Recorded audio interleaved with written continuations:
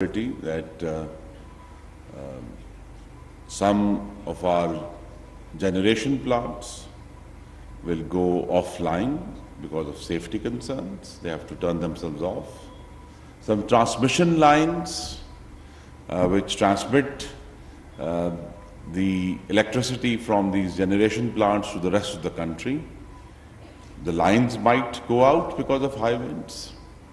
And that's not to forget, not too far from Karachi, we have the Jamhuriat corridor where we generate wind energy. And beyond a certain velocity, the wind energy, the plants have to be shut down because it's dangerous for them to operate at that very high velocity of wind. So this is just one example, ladies and gentlemen, in which this energy landscape is extremely complex because, of course, it is deeply attached to Pakistan's public finances. It is attached to what kind of public policy we make regarding the three major parts of electricity generation, which is, of course, generation, transmission, and distribution. And all three have their own very profound and great challenges, which give us sleepless nights most days. The complexity also comes from not only financial issues, but of course international markets, which we do not control. So our LNG prices, which were extremely high, or in fact our LNG was not available. And why was it not available? Because Ukraine was invaded. So those who deal with energy are at the mercy of so many forces that we do not control. The reason I mention is that it's not just purely a matter of management, ladies and gentlemen. You have to be aware of where the world is going, and you have to adjust accordingly to forces that one does not control. And there is also this issue that one positive part, which Engineer Asghar just pointed out, is that we have this tremendous and profound cooperation from our iron brother China in so many projects that we have had in the past years. We pushed the delayed projects with the effect that, alhamdulillah, we first put into operation the Karot hydroelectric plant, 720 megawatts.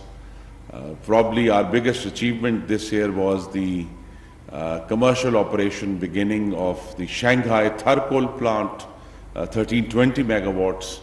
And of course, the K3 nuclear was also inaugurated, 1100 megawatts. All these projects had been delayed, to my mind criminally, because of mismanagement between 2018 and 22, but we have been able to now, alhamdulillah, all three are operating commercially, providing electricity to you and me daily. So yes, there are some bright spots like CPEC, there are some dark spots like the price of electricity. So we have to walk this very difficult, I would say a swaying tightrope. We have to walk it because tightrope is not only difficult, it's all being swayed by international winds. So as I said, there are three parts to the energy landscape. But we also have to understand that in Pakistan we have gone through what you might call the 4 ages of power generation. The first age, which was in the 60s and 70s, was the Hydel age, in which we built the two large hydroelectric dams at Mangla and Tarbela. And they served us for a long time. But then by the end of 80s, our demand had outstripped our Hydel generation. So in the early 90s, the government at that time did a correct analysis, and they discovered that the oil and diesel were cheap at the time, and the first private producer policy came in, and they started putting up in the early 90s diesel and furnace oil-based plants. But as I said, international winds are always blowing. These plants, a decade later, proved to be too expensive because suddenly oil was expensive. And then, of course, the total capacity was also outstripped by demand. So there was search for a new fuel on which we could base our electricity generation. But it took a while. In 2013, again, the government at the time did the same analysis and discovered that the cheapest fuels available at that time were imported coal, one, and second was imported RLNG, that is regasified liquefied natural gas. Good. But I'm delighted to note that because of our iron brother China, we didn't just restrict ourselves to RLNG and to imported coal. The K2 and K3 nuclear plants was also initiated back in 2014, which both are now complete and in commercial production. And of course, another diversification was a restarting of Pakistan's hydel generation plan with the initiation of the Amir Bhasha, Momand, Dasu. Some have made more progress than others, but they are currently being constructed. So there was some focus on imported fuel, there was some focus on diversifying the source of electricity generation through nuclear and hydel. But then 2022 came along and totally upturned all our calculations. Now this is something that you, in the energy field, you have to be ready for.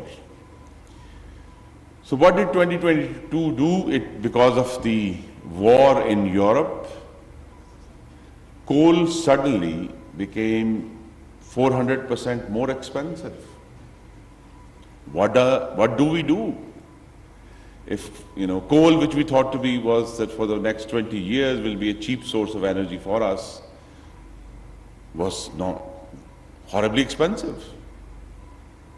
The same thing about RLNG was that when Russia stopped its gas supply to Europe, Europe essentially sucked in all the world's gas. And so not only RLNG became terribly expensive, it was not to be had. It was not available. So when we went to suppliers, they said, okay, please come to us in 2025, then we think about it. Early 2025, think about it. So the conclusion that we drew last year in Prime Minister Shehbaz Sharif's leadership was, and this I want to put in front of you, is that henceforth, 2022 onwards, all new electricity generation plants in Pakistan will not be based on imported fuel. Let's just say it. I repeat, all new electricity generation in Pakistan will not be based upon imported fuel. So it leaves us, ladies and gentlemen, with 5 sources: solar, wind, hydel, nuclear, and thermal.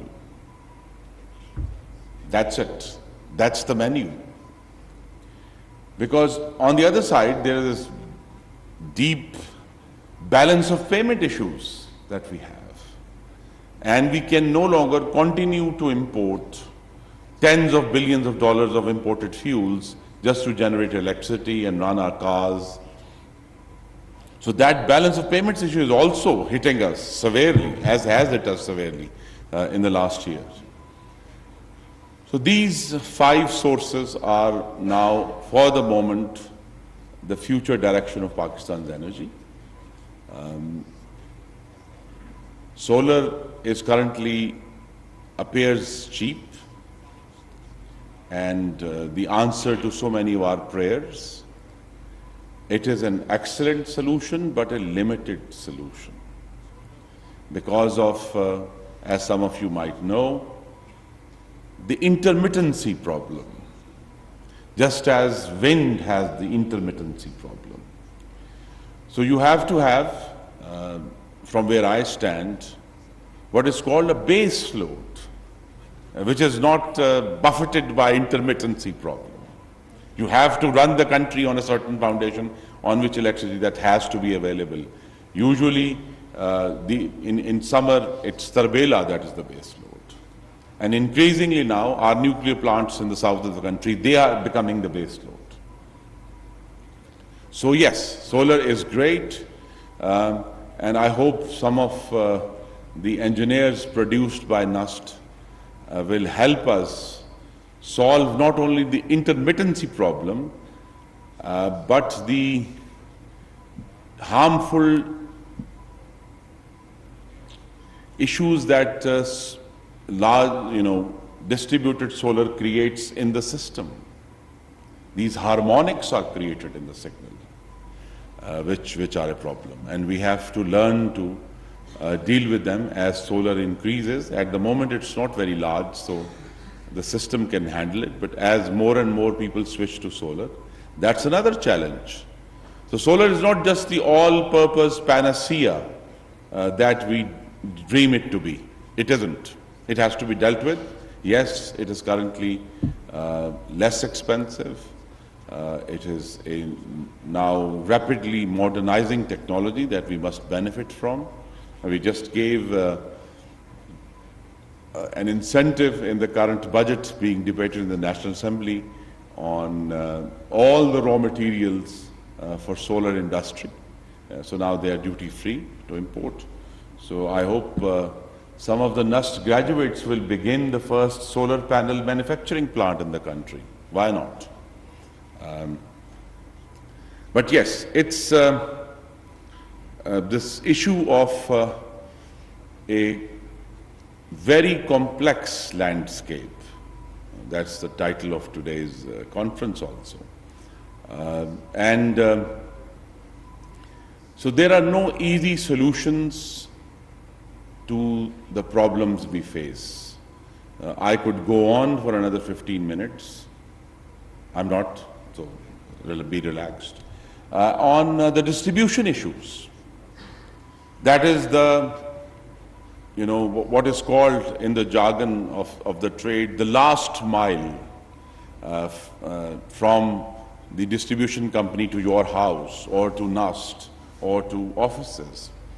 That is a whole different ball game in which we not only have to deal with finances and generation, but also the governance, the kind of people we have, the service to the consumers, which is, as I said, that is a really, again, a complex subject, because distribution, ladies and gentlemen, is something through which the policymakers of the energy ministries and the government, we are practically in every street of the country. We have to deal with problems of every street of the country, of every village in the country. Large-scale problems, small-scale problems. We have to deal with farmers, we have to deal with industrialists, domestic consumers, and they have their own issues. I can only share, I hope some of you will do the research, is that where we falter in distribution, which is the north, the west and south of the country, is precisely where we also falter in overall governance of the country. So it's not just a question of, you can say, these corrupt STOs or XCNs, It's not that. So there's a larger question that we have to deal with. And then, of course, I want to put something because it's very graphic, is for you to guide us with your collective wisdom of this grave issues raised by the current policy followed by almost every government in recent years, is what is called tariff equalization, in which all consumers in the country pay the same tariff regardless of where they are. It sounds very nice, it sounds very egalitarian, but it isn't. It means that those consumers who pay their bills regularly are essentially subsidizing those who are not paying. We are also subsidizing certain areas where the generation has been outsourced, is more expensive, and the result, which I'll put before you, is that due to this equal tariff policy, the people of Pakistan, through their federal government, give the consumers of Karachi, will give the consumers of Karachi, because it is run by Karachi Electric, which is privatized, that's another different argument, is 171 billion in what is called tariff differential subsidy. So you and I are giving our brothers and sisters in Karachi a big box containing 171 billion just so that they pay the same tariff for electricity that we do. And if you compare it to the whole rest of the country, in the same head, we pay 151 billion. But to Karachi, we pay 171 billion. So these are not only, as I said, not only management issues, not only policy mismanagement crisis, or the minister is, incompetent. These are deeply political questions, ladies and gentlemen. So when you are in energy, you have to deal with that also.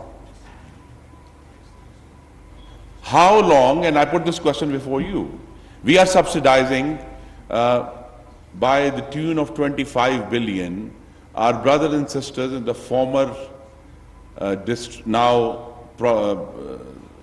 proper districts, the former.